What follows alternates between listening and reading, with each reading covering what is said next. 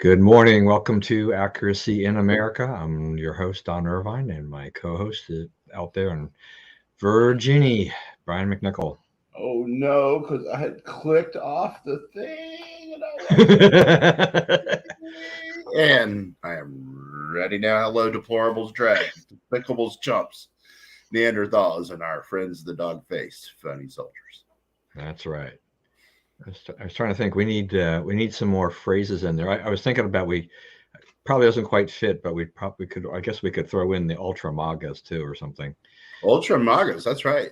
Yeah. What's funny about that one is, the reason they started calling us that is they did, focus groups and poll tested it, and they found, oh, that's one that'll really stick it to them. We're all like, hey, let's get ultra maga t-shirts. I want to be ultra maga. And there was a story. I don't know if you saw this. I just happened to flip across it, where after Biden has said that, I mean, I guess the Trump people or the supporters, they went and they made ultra MAGA T-shirts and the whole thing. That's I mean, what I'm they've saying. made a good made some good coin there selling these things. Kind of with the Superman, image and all this stuff. And What that shows you though is like, they didn't ask anybody to the right of AOC what they thought of this, right? They got a bunch of lefties in a room and said, oh yeah, ultra mega makes us really mad. It's like the rest of the country's like, where do I sign up? Yeah. Yeah, another thing that where the Democrats, the liberal lefties, kind of goofed up. They created something for our side that was that they had not intended to do. That they thought they had us yet again, and yet the tables have been turned once again. Walls are closing in. I was going to say, as I was watching you kind of get prepped before we started, this is like because I know my hair's grown over my ears a little bit, but it looks like it's time for you to get a haircut too. Yeah, I definitely. Yeah, this is as long as my hair's been in a long, long time. So yeah, I'm like, well, because your head was to the side at first. I'm like, whoa, Brian's hair is long. Really long. He might he get it out a little bit long. He can go into a man bun. I will say that that's unlikely. Yeah, I don't know. I think your kids would find it amusing. That's part of why. All right, now time for some real news. All right, so now we're up to 105 days, in Ukraine. Things are still slogging along there, and there's a lot of war words as well as the actual war on the ground. But I mean, what's your take on where are we going here? I mean, how much longer is this going to last to the end of the year or longer? I mean, what's going on here? Well, my take is unfortunately that it does look like the Russians are applying the resources they need to turn the tide. The last week or so, the news has not been good for Ukraine. They've made a lot of progress in the south, and they seem to be settling for not taking every single inch of the country, but taking what it needs to get a land bridge to the Black Sea, and across the south to through Mariupol and so forth. And so, and it does look like they're going to be able to do that unless there's a big influx of arms and personnel. Yeah, so it looked to me that they went from kind of that it's all or nothing scattershot approach to basically realizing that wasn't working, and then saying, okay, we're going to pull back, and then we're just going to be a little more concentrated, and then try to eat this up. Kind of go in there with more forces, more material, and we will have more firepower. Therefore, we will be able to have more success that way. And that does seem, unfortunately, to be having a negative effect in Ukraine in that sense.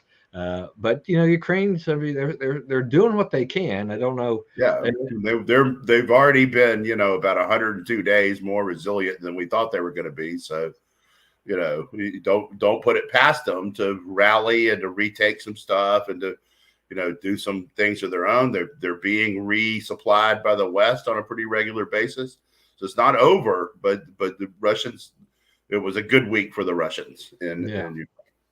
So will NATO ever step in, beyond that, beyond, material and things like that? Would you think they think this is enough of a threat that some of them they would actually start to send them some troops and to back these guys up? You know, I don't understand why they would not have already if they were going to. I guess it's possible, especially if Putin, you know, if he tries to, you know, tactical nuke or something like that, then I think you could draw in the West in a combat role, you know, more prominent than it already has. But other than that, I think it's, you know, the game is the game right now. Yeah, so we'll have to just kind of keep watching this. But yeah, as you said, it's about 102 days longer than the Russians definitely expected. So, you know, and which I think is part of the reason I think Zelensky, I mean, Ukraine has rounded up so much Western support too. On top of that, is because they showed that they could stand up to them, and that what there wasn't going to be this, you know, flashbang. They were gone in 3 days or whatever, and you know, and obviously, other countries out there have got their interests to protect. You know, seeing Russia do this, you're kind of like, well, could we be next? Maybe not, but do you want to take the chance? So, right. And the other thing is, you know, it's like our problem in Vietnam was that, you know, so much of what we tried to do for them went down the corruption hole. It didn't make it to helping them. That, you know, we reached the point where it wasn't productive to keep helping them. That's not really what you know, what's going on here. You know, the Ukraine is putting the weapons in the field and using them. So, I mean, we're helping to the degree we can, and they're being, from what we understand, pretty responsible about what they've done with what we've sent them. right. Well, we'll just have to keep watching that and seeing, you know, what happens here. It becomes it still obviously plays on the world stage and affects a lot of things worldwide. Uh, Boris Johnson survived a vote of no confidence. I think the vote was what, 211 to 148 or something like that. They can't. Their party rule said that he can't face another vote for a year. But there were, I heard, you know, rumblings that they would try to change the rules and everything like this. But I don't know. I mean, Boris seems to be somewhat weakened by this. Plus, they do have, you know, some elections coming up. They don't have to call for the big election until they have to do it by 2025. So he's got a little bit of time there if he wants to try to string that out. But the other local elections and things that will come up in between could start to tell the tale of exactly where his strength is. It does seem that the Labour Party is gaining some advantage right now at Boris's expense. So I don't know. I mean, you have some feelings about what's going on in the UK? Well, the vote was only amongst Boris's party, right? Right. So the way it works over there, I guess the prime minister is elected is merely the party leader in parliament. So it'd be almost like the Speaker of the House here running the country. It's not quite totally analogous, but along those lines. So, you know, I think that the controversies died down. I think it's up to him. You know, there's some stuff going on out there in the world where world leaders have a real opportunity here to make a name for themselves by effectively negotiating what's going on now. And, you know, energy problems, trade problems, interruptions of supplies and so forth, inflation, a lot of problems caused by the United States and, you know, ineptitude of our administration, and the war in Ukraine, which is also somewhat related to our administration. So, you know, he's kind of depending on us, but, you know, he certainly has a chance now to survive and probably last for a while. He was in trouble for partying during the pandemic when other people weren't allowed to. You know, I don't know how long people are going to stay angry about that. Yeah, but you know, I mean, politics overseas is fascinating, right? I mean, because it's a very, you know, other countries have a very different system from ours, by and by, and so, you know, this parliamentary system creates some interesting things that go on there, and there's, you know, it does kind of there's a lot of shifts back and forth between, you know, the left and the right, you know, in places particularly like in the UK, and scandals. The Brits, the Europeans, they love scandals. They love to make a lot right. of But the shelf life of them is not that much, and it's not like you know, Biden's problem polling wise and whatnot, is that, you know, incompetence is sort of baked in now, right? We expect the you know, he messed up the economy and can't fix it. He messed up the energy market and can't fix it. You know, he messed up the border and can't fix it. So, you know, it's harder for me to see what Biden does to like really strengthens his hand in the polls. But this is something that happened, you know, some time ago, and like different things that we judge these people on, these candidates on, you know, other than this, it's disappearing in the rearview mirror. Yeah, I mean, really, Johnson just needs just some good news, something really good to do, and that pushes that way to the back, because voters pretty much worldwide, I mean, you know, it's their memory tends to be of the more recent things that happened in the last 3, 4, 5, 6 months or whatever. You know, this happened back in December, or you know, whatever, you know, what, or further back. I mean, you know, it goes back a ways, you know, during the height of the pandemic, I guess. So, but obviously the left will continue, the Labour Party will continue to hammer him on that, and I think people in the UK they do shift their sentiments one way or the other. But, and as you said, I mean, you know, Johnson is facing the same problems to a large degree that we have here with inflation and, you know, dealing with energy prices and things like that. But I do have a hard time imagining really that the Labour Party can actually craft an effective message to tell them that they would be able to do anything better. Right. He's not really in any danger of losing to Labor. His danger was losing the voted confidence of his own party. Right. And so, you know, part of this equation, I think, will be is that as these other kind of by-elections and other things that crop up that are part and parcel of how things work, you know, in the UK, is that if he starts losing party members, I mean, if they start getting turned out in some of these elections, then he's going to have a bigger problem, because his support starts to erode. I mean, he has fewer people in parliament. I mean, you know, he needs those people, whether or not he just by a total count, they need those people, you know, so he can't afford to, they can't afford to lose too many as these other elections take place. Otherwise it does force another situation there. But, you know, but everybody but him is standing on the record of the Conservative Party versus Labor, right? I mean, you could go after him personally about this, but, you know, most of the leadership is not involved in this, right? So, you know, it's a little bit harder to make the case that the party is decayed in some way because of this. Yeah, I'm just saying that, you know, if you have some of these local small elections where there's only a handful of people up for a re-election, but the Labour Party has made an effective argument that the Conservatives are out of touch or they're not good, you know, it wouldn't be hard in some smaller elections to just flip those. And then all of a sudden, you know, you start just chipping away at the Conservatives, you know, majority, to where it becomes a little more tenuous for them. I mean, you need the majority to be able to form the majority government. Otherwise, you're forced into what has happened before, where they've had coalition governments which are shaky. I mean, look what happened in Israel. I'll tell you something on that one. You know, when people here gripe about the two-party system. Two-party system is like the guy said about democracy.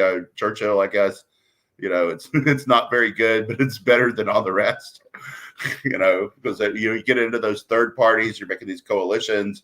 It's really hard to govern. You know, like Israel right now is run by a coalition of the far right, the far left, and some other rando party, right?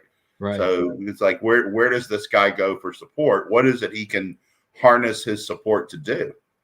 Right, and that's the thing. I mean, Israel is, to me, one of the prime examples of how the two-party system for us works so much better, because how many, you know, they had to keep having elections because they couldn't form a government, right? And then they finally did it, but they did it by the skin of their teeth. I mean, and just a real rando, right? You know, that's not a lasting coalition, right? That's not enduring. You know, it's so thin. Voters. Right. It's so thin that, you know, when those people from kind of the fringy parts of that government, that coalition, they change their mind or something happens, the government collapses. I mean, they are really, you have extremists of both ends, right? Yeah. So it's like, you know, you're not dealing with the people who regularly, you know, negotiate and make deals in the middle, right? You're dealing with the people at the far end, the least likely to be able to participate, really contribute to a coalition. Yeah. And so I think you were kind of alluding to, the thing too is that when you have a government like that and you don't have the clear majority, this is not your party really in the majority ruling and then trying to get the others to come along on, say, certain policies, but you actually have to hold these guys together, 4 or 5, whatever, different parties together to keep it going. How much can you do? How much of your agenda, could you accomplish? Right. Because you've got all these people that are saying, we want to be a part of this government, but as soon as you go the other way or you shouldn't do something we don't like, we're not voting for it. It's the completely ineffective government at that point. Yeah, what is it you have a mandate to do? Right. What is it people elected the far right and far left to do? I don't know, right? Yeah. So it's interesting, the European style of doing these things. It's my wife was commenting when she was watching, kind of reading the news about Boris. She's like, well, why don't we have something like this? It's just like, no, we don't want something like this. I like the idea. Like, it would be good to be able to have a recall, in Congress. Hey, can we vote Biden out now? Right? That was her point. Else, because I think most Americans now realize that was, not prudent to put this guy in as our president. Right? It's not working at all. But we have some stability with what we have, and we have ways to deal with it pretty quickly. And after November, he probably won't get a whole lot done with Congress because he won't control either house. Right. Yeah. I mean, and that was really her point, is just that seeing that, that it was possible for Johnson to lose his position as the head of the party, and therefore as the prime minister. She's just like, why can't we do this with Biden? But it's really not the better way. It seems like it would be right now, but it's not. Yeah, I mean, for now it would be very nice and convenient, but in the long run, it's just not the best way for us. They'd have been trying to do this to Trump every 5 minutes, Right. Yeah, no, I mean, and you can't run a government, we cannot run our government like that, with that kind of hanging over our head all the time. You just get disgruntled and whatever. So, I'm fascinated by the right sees that. So, but the left, you remember their whole strategy with Trump was to keep it embroiled in scandal, even though he didn't do anything. The whole of the time he was president. So I mean, not enough gets said about like the Russia hoax. That's basically 2 years of Trump's presidency. All he could do. And they twice, abused the impeachment mechanism in the Constitution to make political hay about ridiculous things, right? I mean, we went through the country goes through a lot when that happens, and Congress has to stop what it's doing and deal with this.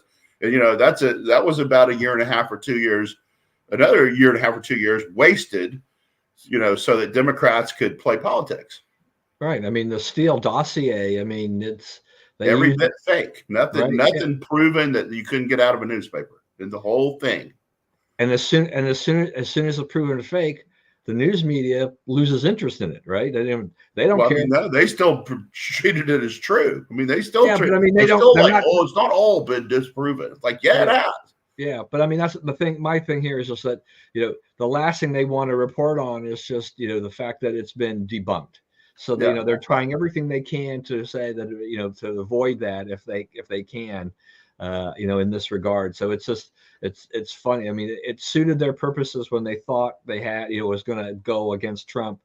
But now that we've had this time and it says, no, it's completely fake. Hillary Clinton, basically, said, yeah, let's go with it. Okay. And all of this stuff, there are no real repercussions for them right. in the end. Right. So since you brought it up, and January 6th committee, talk about primetime folly. Unbelievable. I mean, it's like, I've always said, and I think we both agreed that this whole thing has just been it has been kind of that whole witch hunt's been ridiculous. It's a complete waste of time and money. And now they're going to go to the hearings in prime time. I mean, they've hired some TV exec to like gussy it up for them and make it look right, good. Right, yeah. It's supposed to, yeah. This is a hearing where you've hired a producer. Yeah, I mean, I think we know what we need to know, right?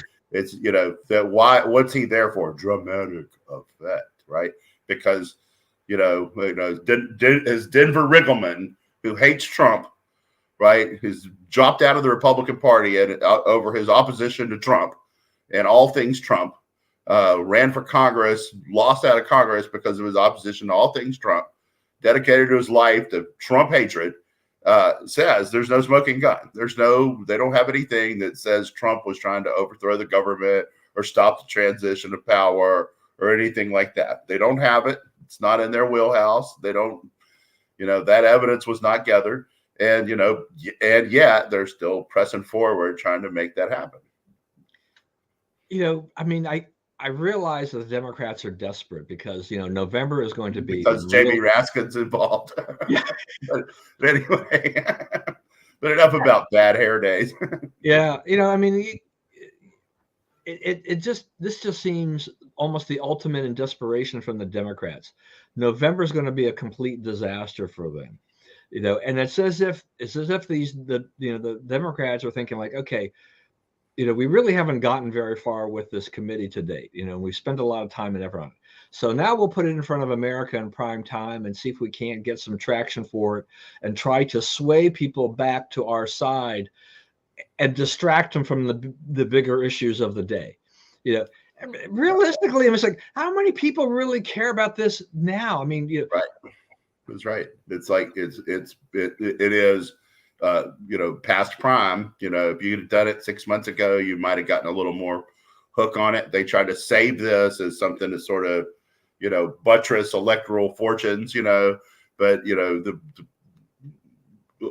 opinion of the Biden administration is baked in, and that opinion is that it's incompetent, that it brought a lot of its problems on itself, that it doesn't have a clue how to fix them, right? I mean, that's what the polling shows.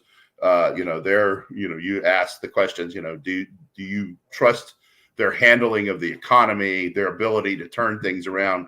Those are the worst numbers Biden gets. Like it's down below 20% think that he can turn it around.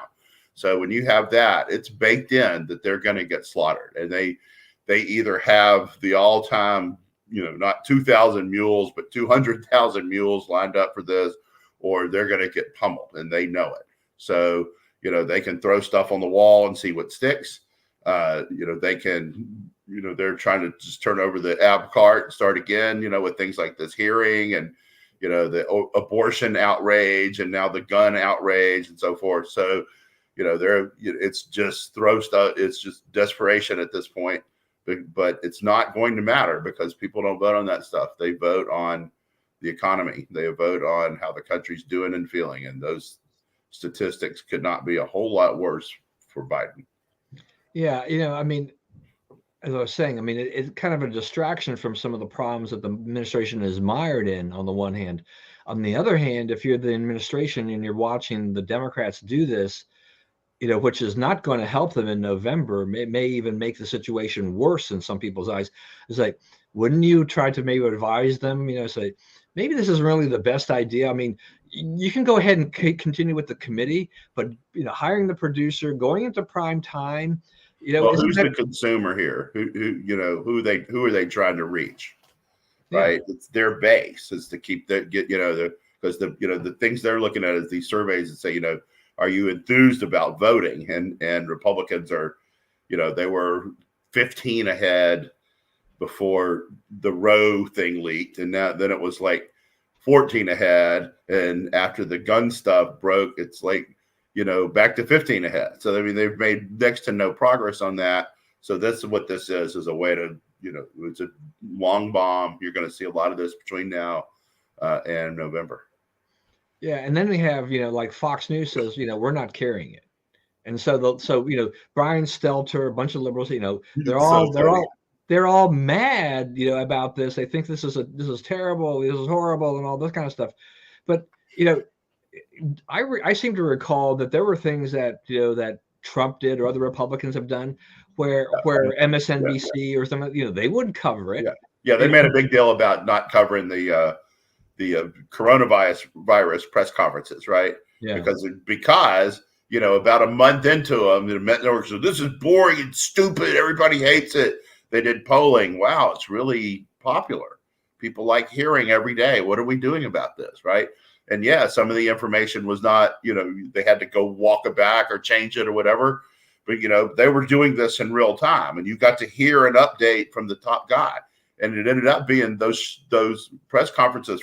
It eventually kind of fizzled out. Yeah. But for a long time, they were really popular. And, so this is the Democrats, counter to that. Yeah. It's like Fox News has every right to make that decision, just like MSNBC or the others had right.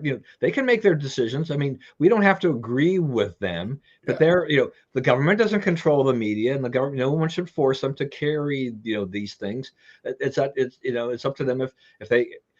I don't know that carrying that thing would have helped Fox News from a rating standpoint. In the meantime, what's going to happen is that they will air their regular programming, and they'll probably just wipe the mat, with the other, with the other liberal cable networks who are covering it, because people are like, well, this is dumb. Why do I want to watch this? I mean, they may even tuned into Fox News, something like that, just to see some real news.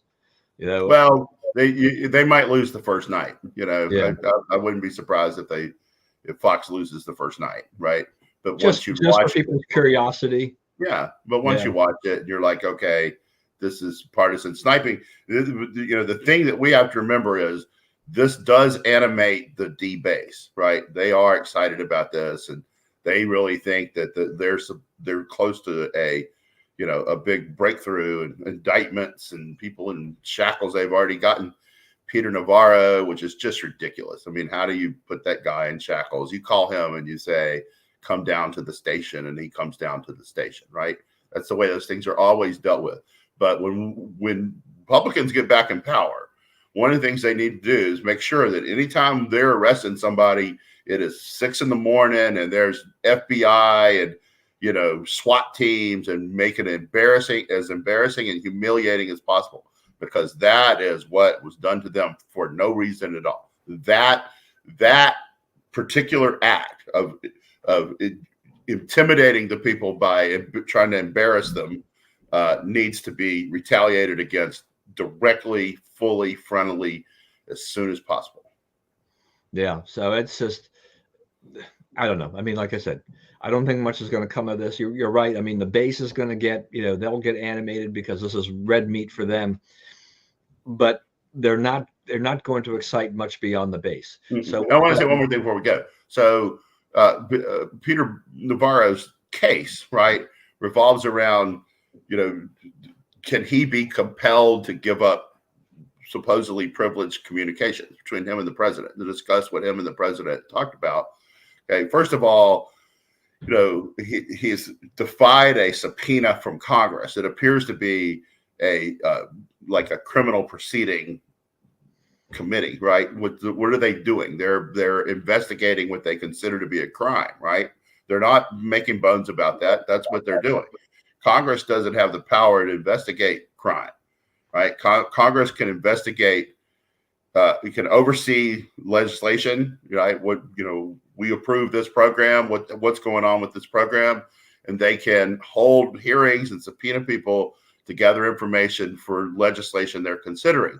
This doesn't fall into either one of those categories. So they're not, considering legislation. They have not even made that argument.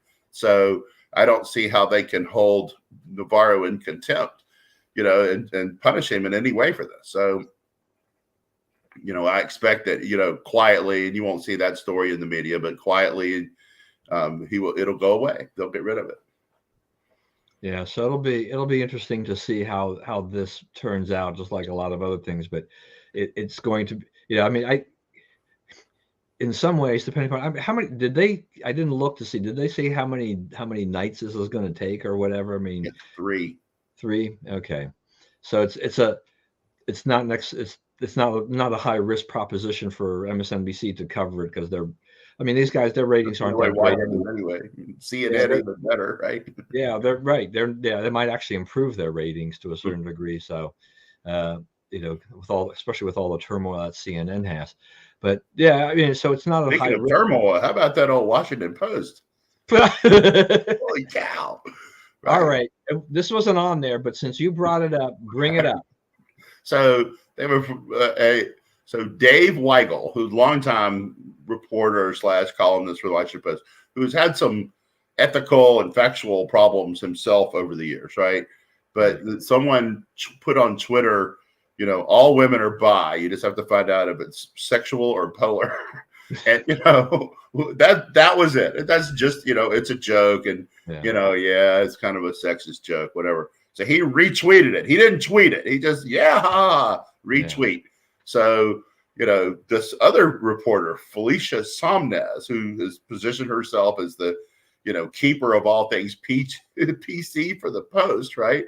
You know, says, you know, that's totally misogynistic and you need to take it down. And, you know, so he said, oh, yeah, you're right. Okay, I'm sorry. And I take it down, and writes a I'm sorry, you know, tweet. Hey, people might think this is, you know, me as being a misogynist and hating women, but nothing could be farther from the truth, you know. And they suspended him for a month without pay anyway. And then she went back and dumped on this other guy who said, who came in and said, you know, who is a Hispanic, gay, something. He was in 3 minorities, you know. And he's like, you don't understand the minority, you know, what it's like to be. The guy's like, well, I kind of do, because, you know, I'm all these things. And all she was saying, all the guy said was, you know, maybe we should, you know, you should just send an email to Dave instead of publicly humiliating him, you know, on Twitter. Oh, no, you just don't understand. We got to stand for what's right and all this stuff. So, you know, I don't know what they're going to do. And the head, Sally Busby, came out and sent everybody a thing and said, you know, settling this in-house is probably the way we should be going. So, you know, something's going to happen with Felicia Somnes, but I kind of can't wait to see. They got some real pieces of work there. I'm trying to figure out who's doing the hiring, because, you know, the drive to be more politically correct than everyone in the world is not really working out for them too well. Yeah, I mean, to put it out on Twitter, I mean, it just totally blew up their newsroom, and a total distraction for them and everything like this. Yeah, I know Dave Weigel. I mean, I've known him for a long time, really, since he was first kind of writing for it was like a very small independent type of a thing. It was on the web and all this stuff. I mean, he covered some AIM things and things like that. And I still remember him talking to me after we were at an AIM conference.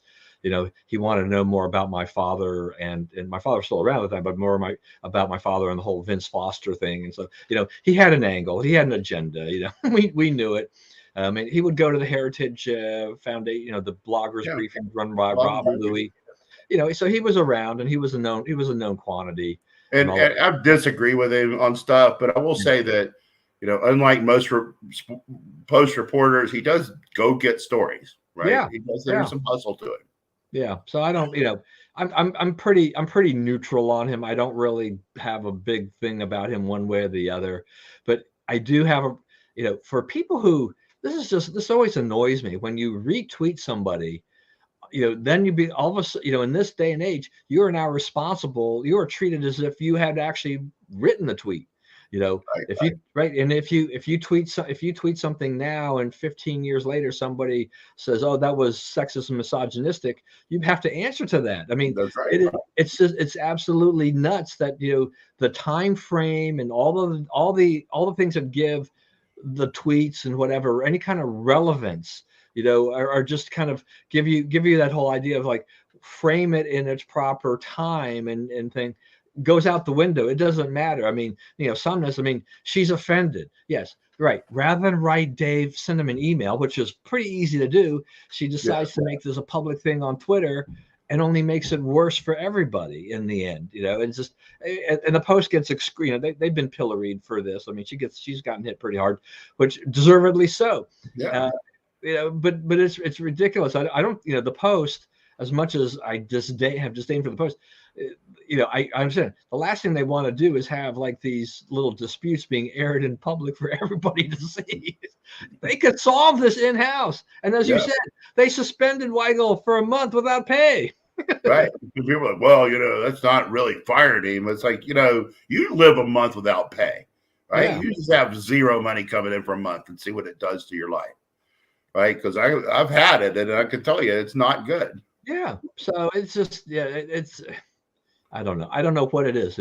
Can we say it's these, the media elites that just don't understand the others or something? It's just amazing. Well, the joy, the thing that strikes me about it is like the joy taken from creating this strife, right? From accusing people of this and making them defend and putting everybody on their heels. That seems to be the goal, right?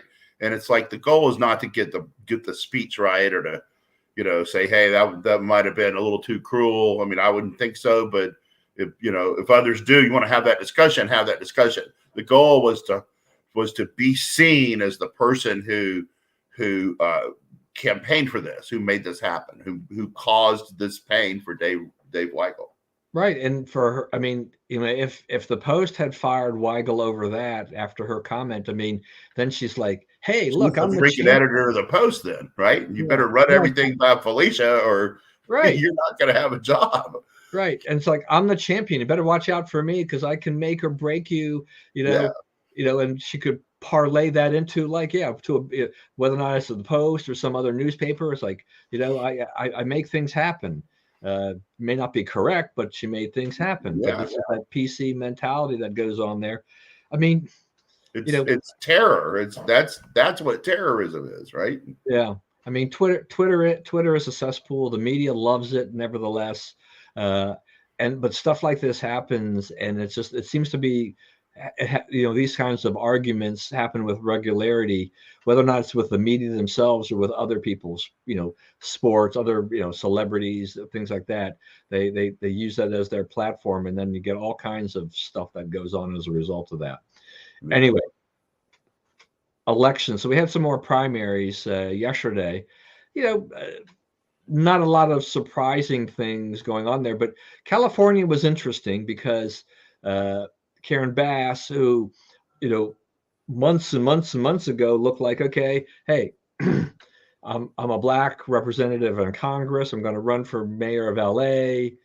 It's a very liberal city. That looked like a guaranteed thing for her. And then comes this guy Caruso, who had been a Republican at one time, but switched to the Democrat Party. But I think more because he realized he can't get elected as a Republican. Right. That's basically all it was. And he switched like just a few months ago. Yeah. So he switched, and he put a lot of money behind it. And he came up with like 41%. And I think she had 37%. And so there's a runoff. You have to win the majority. There'll be a runoff.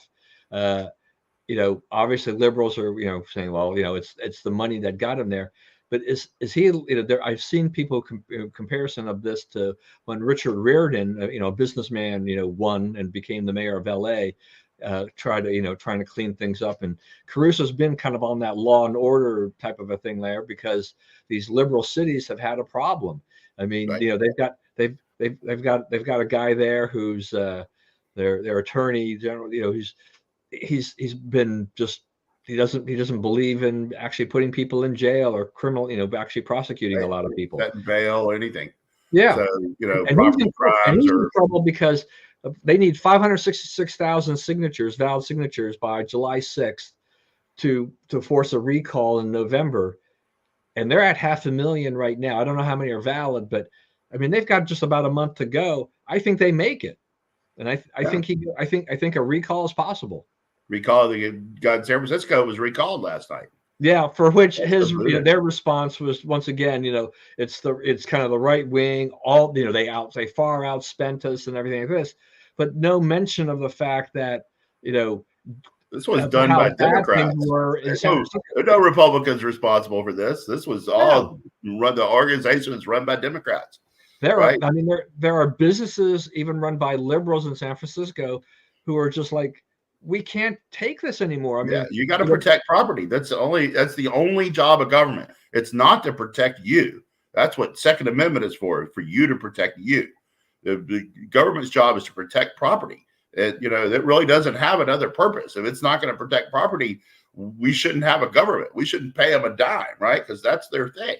So, I think the people of San Francisco got tired of seeing things get worse and people not care. And I think that one thing that really made the difference there was the people going into stores and just emptying the contents of the store into a bag and walking out, knowing that the store can't do anything and the cops are told not to do anything. And even if they catch the guy, they're not allowed to put him in jail or keep him in jail, right?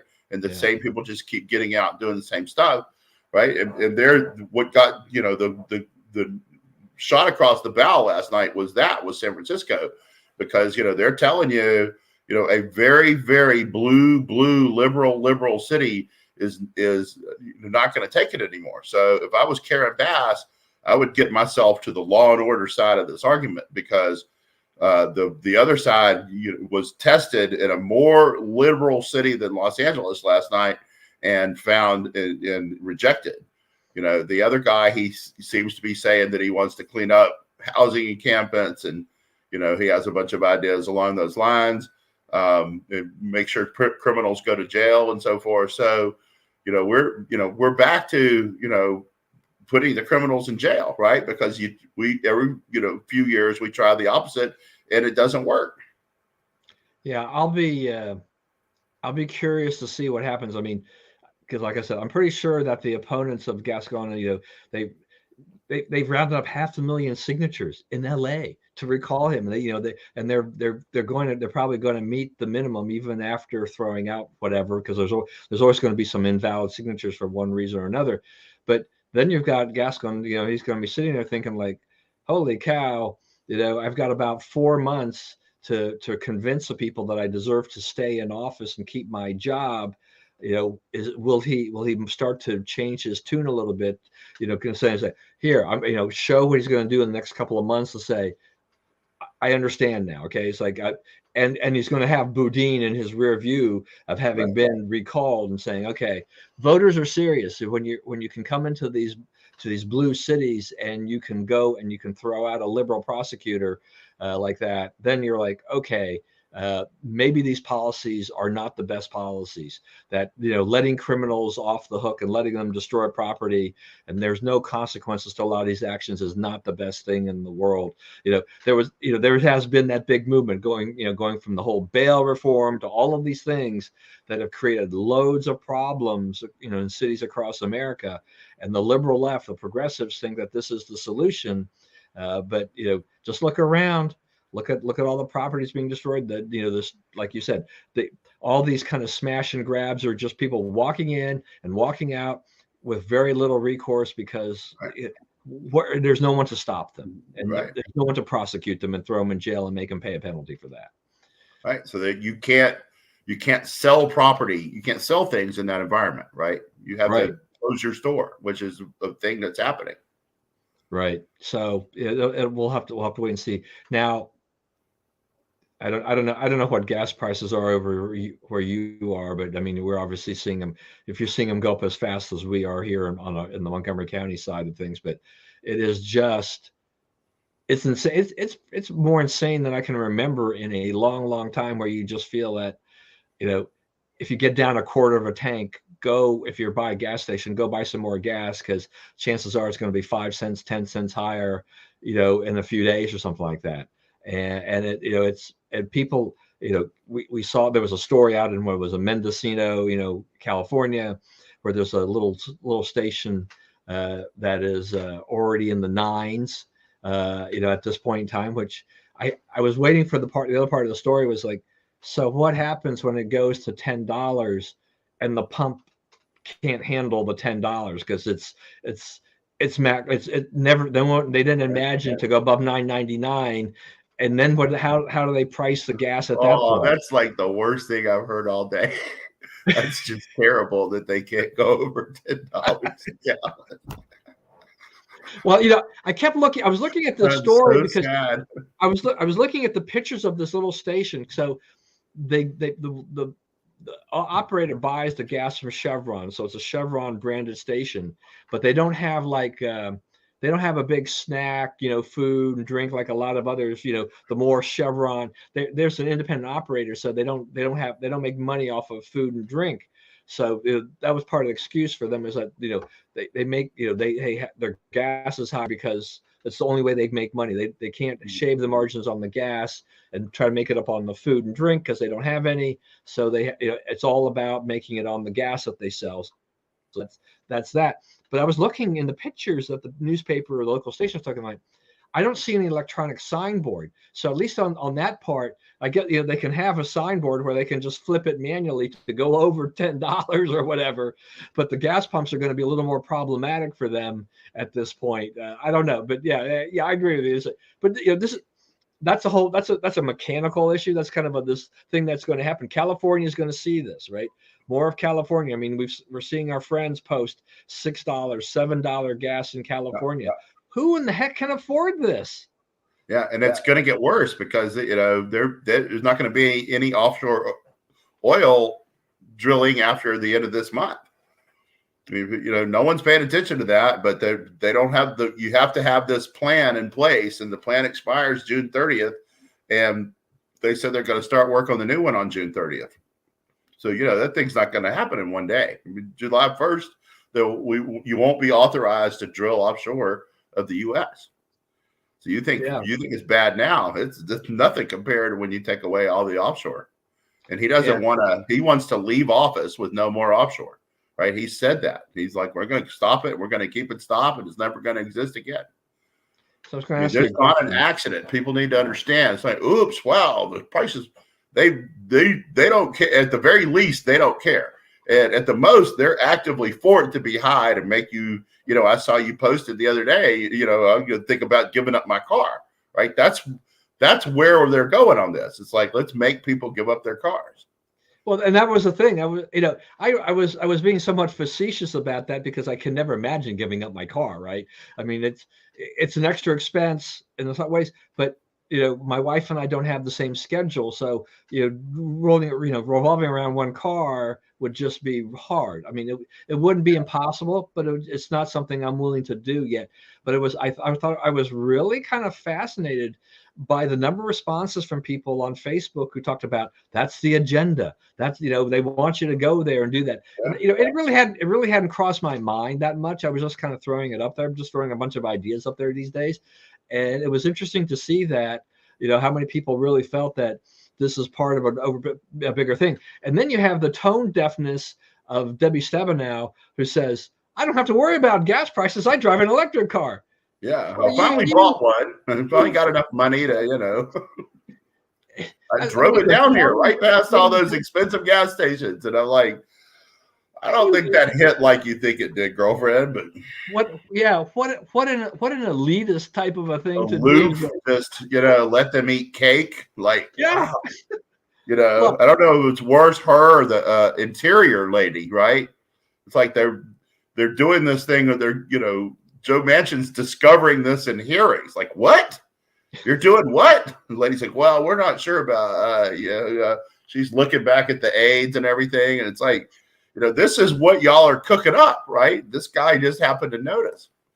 Joe Manchin is doing, for a Democrat, like, we're not on here to like pump up the Democrats a whole lot, but he's saving us. It could be, the country could be in much worse shape if it was not for that guy.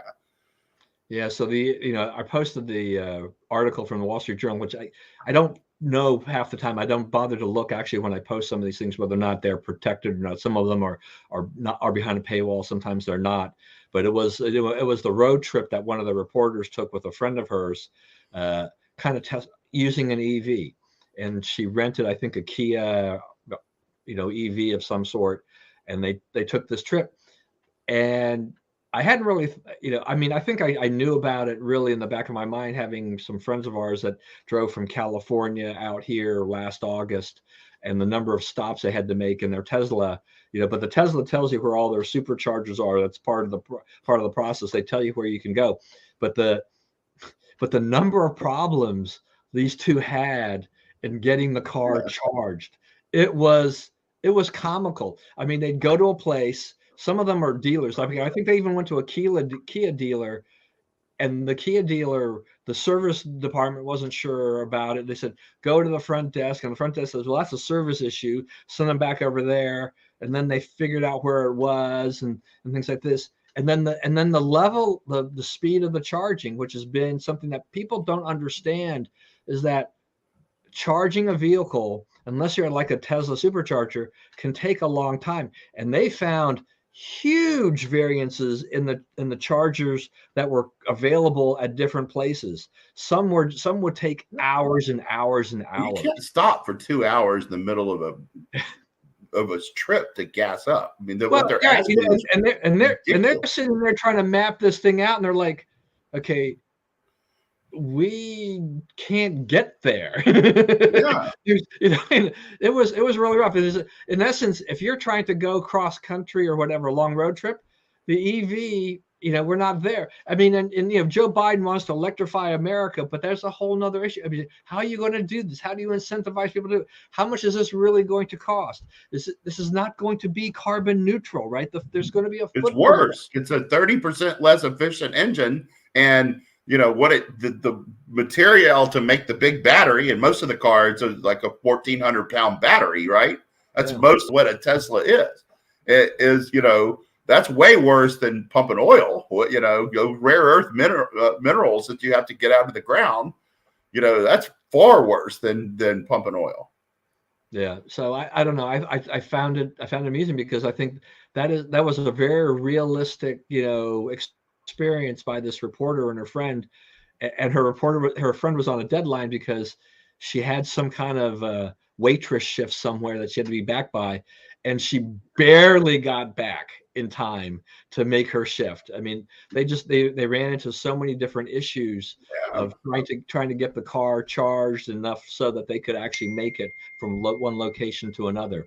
So we'll have to see how that all rolls out. All right, we're out of time. So last word. I wanted to say a couple of things. One is about Ilya Shapiro. So, Ilya Shapiro is a Cato Institute guy. He went to work in the law school at Georgetown as a professor. He's a very credentialed, respected guy, academic, longtime academic. They fired him for what they considered insensitive tweets. Then he repealed it and he got his job back. But when they gave him his job back, they said, if anybody complains about you, we're going to fire you. Right. So, of course, he's like, I can't work. If you're telling me to tell people what I think, then I can't work under that kind of constraint. And he quit. So, Georgetown is hyper politically correct, hyper woke institution, far beyond anything that the Catholic Church ought to be paying for. Also, Tampa Bay Rays made a little news this week on one thing they joined with the Yankees. They were playing the Yankees. The Yankees have a big presence in Florida, in Tampa. Actually, it's where Yankees like spring training is. They agreed when they were playing to devote, instead of covering the game on their social media, Joe Smith just hit a home run, here's the home run. They decided to spend a night talking about gun control, gun grabbing in the wake of the Uvalde shooting. And so shortly after that, DeSantis said he was not going to approve money for a new spring training complex for them in Florida, right? So, DeSantis is the rare conservative politician who's willing to punish people who go woke against them. And so he has punished them. They also had a pride night, and where the players were all given pride insignias on their uniforms. 5 pitchers, in fact, opted not to do it because it violated their faith. A lot of other people in baseball criticized them, but they, stood up for what they believe. Yeah. So I have my comments on that are good for DeSantis in the sense of zeroing out and not funding the stadium. I mean, so my personal thing is I hate the public financing of stadiums. These owners, they've got plenty of money. They can do this and they will make plenty of money. You don't need the taxpayer subsidy to do this. I really kind of hate this kind of thing. Why put it on the taxpayers? You're good. You're charging them all kinds of things anyway. The owners are going to get their share. They have benefited greatly over the last several decades from these taxpayer financed stadiums all over the country. So I'm not a big fan of that. I do think that DeSantis targeting them though on the whole thing where they turn their tweets, their Twitter feed into the gun thing and saying, kind of tying it to that. I think you need to separate it. I don't agree with the Yankees or the Rays doing that, but that is a corporate decision that they made, and they have the right to do that. Then you can just not go to a game or whatever. Don't buy any Rays merchandise or Yankee merchandise or whatever. But in general, good for that. On the Rays thing, yeah, the criticism has been interesting because there's so many people out there says, well, we think what they should have done was that they should have made wearing this mandatory, and I don't think I don't agree with that at all. I think that this is people they're getting criticized for this. I mean, all these liberal sportscasters and like sorry, look, what is wrong with them standing up for this? Because this Pride Month thing has been just made to where there's like a gun put to your head that you must cooperate with this, you must celebrate. And even if you don't agree with it on a faith-based basis, you have to go along with this. Well, why can they not say, look, my Christian faith says no, I don't support that. Look, I'm okay with them, they don't bother me, whatever, but don't force me to wear something that says I support this. Not out of bounds. And I think, I'm glad that the Rays didn't force them to do it, but then you had, what was it, Jack Flair, you had a lot of some of the Rays players criticize them for doing it. I'm like, no, they should have that right. I mean, we've seen so much social justice activism, where it's also like, you have to go along with this, otherwise you're going to be, no. I don't. Yeah. I don't know. I mean, it's also way too much politics into the sport. I agree with that. Right. So anyway, the soapbox on sports and trying to get all this garbage that they're trying to throw in there on that. All right, everyone. Thank you for joining us today. Please, as always, stay safe and stay well. Remember, we live in the greatest country in the world. Do not let anyone tell you otherwise. And God bless America. And we will see you again next week.